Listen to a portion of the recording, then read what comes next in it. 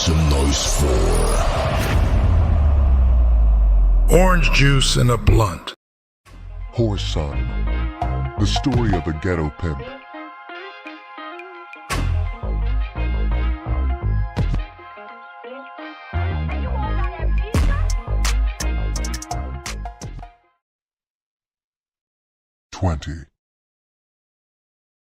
The phone by the side of the bed began to ring.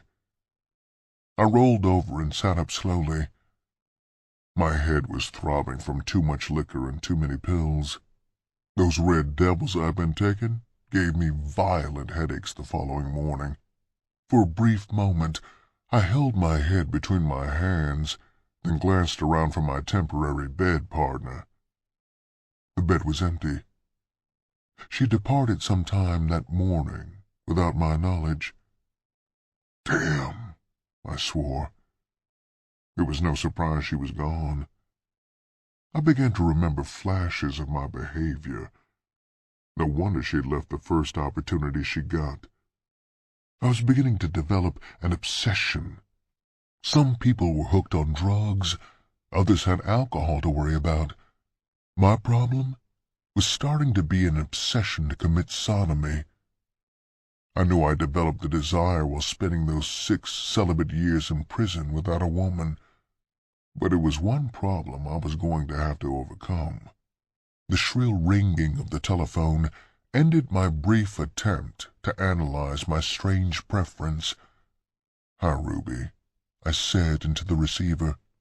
"No, woman, I wasn't lying when I told you today was the day to pick up my Cadillac." "What?" "I was supposed to call you at 2 o'clock. What time is it now?" "Damn, Ruby, I just overslept. I'll pick you up on the corner of Hancock and Woodward. Give me about 20 minutes to get dressed." As an afterthought, I added, "Don't forget, I'm going to take you downtown and get you a hell of a new coat today." I hung up and took a quick shower. After that, I proceeded to dress with leisure. I knew she would be waiting, because she thought she had a genuine trick in me. Well, today would be the day of enlightenment for her.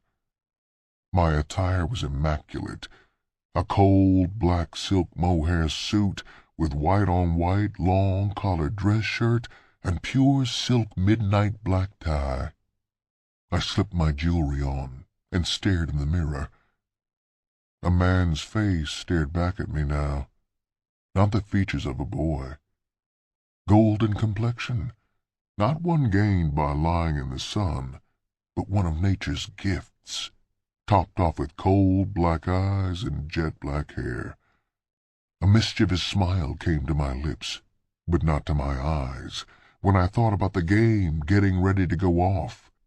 Ruby's pimp didn't know it, but he was getting ready to be played right out of a good whore. When I slowed my car down at the corner of Hancock, she was standing right on the corner, waiting impatiently. "I didn't mean to inconvenience you, Ruby," I said when she got in the car, "but I had one hell of a party last night and just couldn't get up." She was studying me closely. "That's all right, Billy," she said. It had been over 3 weeks since I'd met her, and she still hadn't found out what my real name was. Well, today would be the end of all that. Before tomorrow this time, she would have a new outlook on life, and also a new program to work out of. All that damn fat she was carrying around wouldn't be on her a month from now either, I thought ruthlessly. I put her at wearing a size 16 dress, and that was giving her the benefit of the doubt. Our short journey quickly came to an end as I drove up to the car dealer's lot. It didn't take long to complete our transaction. When I paid the dealer the rest of his money, Ruby's eyes almost popped out at the sight of my large roll. One of the porters drove my new caddy up. Powder blue, with a white convertible top and sky-blue upholstery. Whatever doubts she may have harbored in the back of her mind were gone as we settled back against the luxurious seats on our way downtown. "Billy, this really is a beautiful car," she said for the 10th time as we drove slowly on, accompanied by the murmur of soft music. I parked in front of Detroit's finest furrier. As I entered the store, Ruby was right on my heels, staring around in fascination. Up until this moment, I don't think she ever really believed I was going to buy her a coat, let alone a fur. I sat back in a large, soft chair while she tried on a dozen different furs. At last, she found a mink stole she liked and brought it over for me to look at. I nodded in agreement and stood up. "Will this be enough to put it in your layaway?" I asked the sales lady, removing 3 $100 bills from my pocket. The saleswoman took the money and made out a slip for me. When we left the store, Ruby's eyes were shining and she had a tight grip on my arm. She had been played on just that quick. My next stop was at my motel. She took her clothes off quickly while I stared at the abundance of fat hanging from her sides. Her belly protruded grotesquely. I made love to her slowly, indifferently. Her obesity had killed any desire I had. Now it was just a matter of satisfying her. She moaned and groaned under me until I felt her reach her climax. Then I pretended to reach mine. Hastily, I rolled over on my side of the bed. "You know what I want you to do now, don't you, Ruby?" "What do you want me to do, Billy?" she asked innocently. For one moment, I was about to send her on her way and forget about playing on her. But I needed a whore, and since I'd started to play on her, I decided to see it on out. "Take this money and go back to your apartment and get your clothes. I need a whore now, not a girlfriend." She stared at me in surprise. It seemed for a minute that she wouldn't go for it, but her greed got the better of her. She stared at my big roll lying on the dresser and at the $5 bill I'd pulled off of it. "Sure, Billy," she said, and started to get dressed. "I won't be long.